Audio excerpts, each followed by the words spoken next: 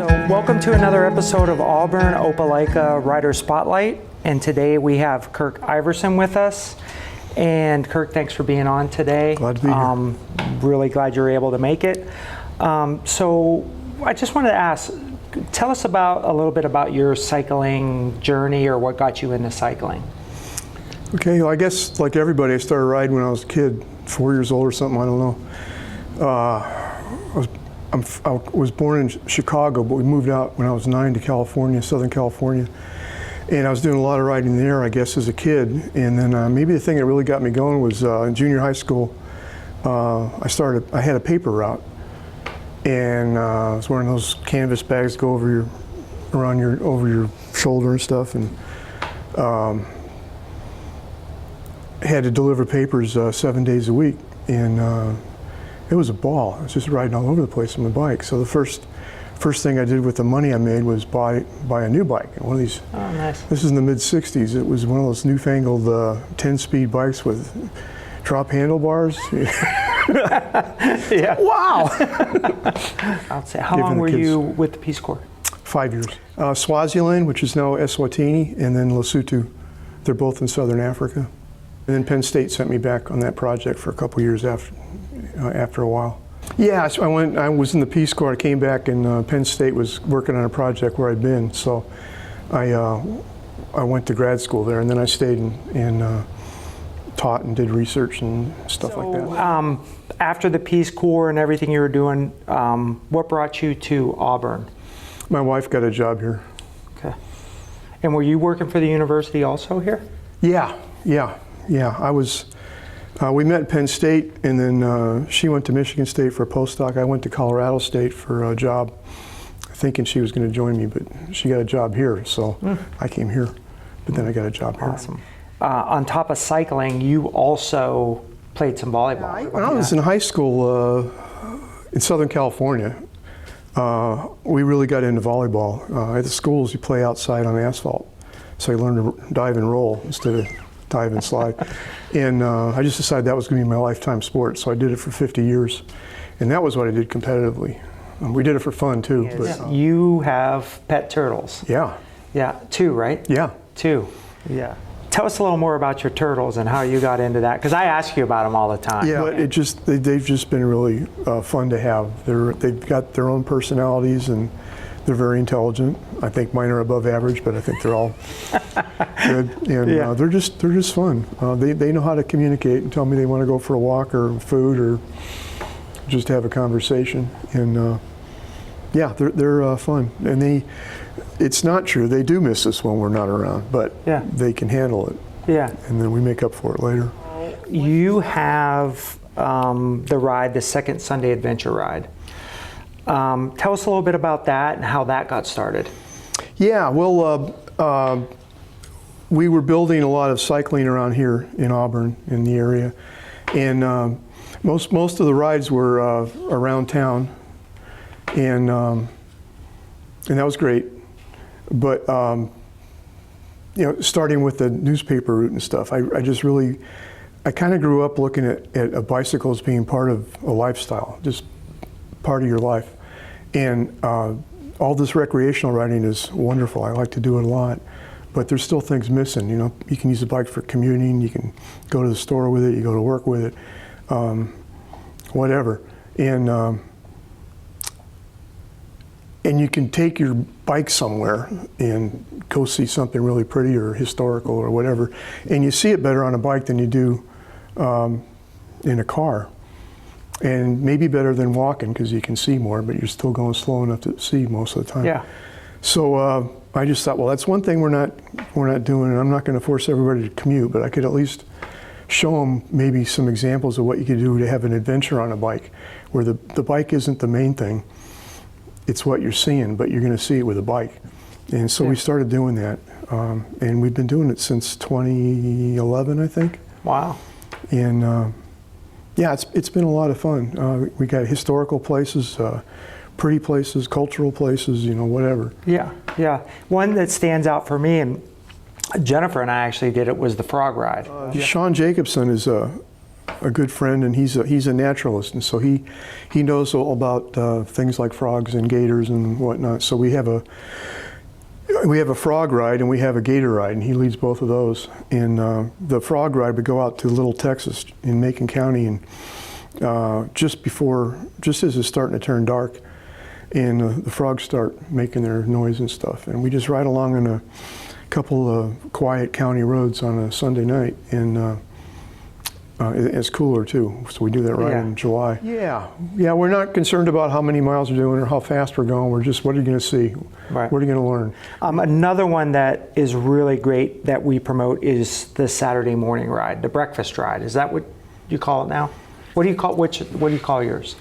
Well, we call it bike and breakfast. Bike and breakfast. Yeah, we started that in '99, and at the time in '99, there were people out there riding, but there wasn't a lot of people riding, and the community was interested, but they weren't sold on it because there weren't that many people riding. Mm-hmm. So we started the bike and breakfast ride to get new people to ride and give them some friends to ride with, and so the goals were to get people's butts on bikes, more of them, to show them where to ride around town, some safe routes that they're comfortable with, even if they're just beginning or if they're experienced.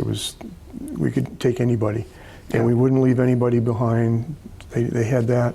And then also to make a statement to the city leaders that there's a lot of people that want to ride bikes in town, and please work with us to make bike facilities and educate drivers and cyclists on how to coexist and stuff.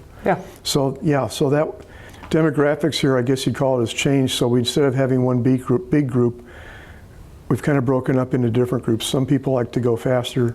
Some people want to go farther and they don't need to have breakfast. This is their one big day of the week to get out of the house and go. Yeah, get miles in. And then others of us just want to ride at a conversational speed and have coffee afterward.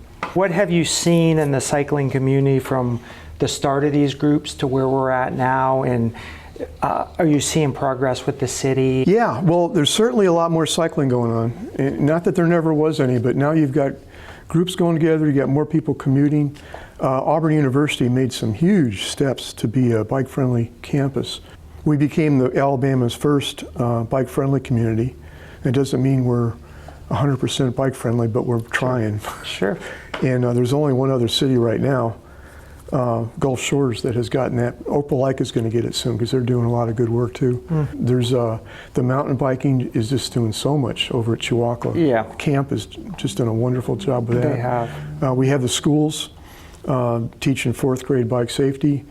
The Civitan Club bought a bunch of bikes, and the teachers got trained, and they show the kids how to ride. Okay. Some of us in the class. Okay, this is the part of the episode where we get to talk about Kirk's bike. So, Kirk, tell us about your bike, the make, and a little bit about it. I know a little bit, but go ahead and tell us about it. Okay, this is a Rivendell. It's made in California, mostly. The guy that owns and started Rivendell is Grant Peterson. He used to design bikes for Bridgestone USA. And then when the yen got really expensive to the dollar back in the 90s, no, 80s, I guess, 80s, they shut down production of American Bridgestones. And so Grant decided, he used to be a bike racer and stuff, but he decided to start his own company called Rivendell. And he had his own philosophy of bikes. Like sometimes people said he was a retro grouch because he wouldn't say, this newfangled stuff isn't all that important, clicker pedals, what are you talking, stuff like that. So I thought, that's my kind of guy.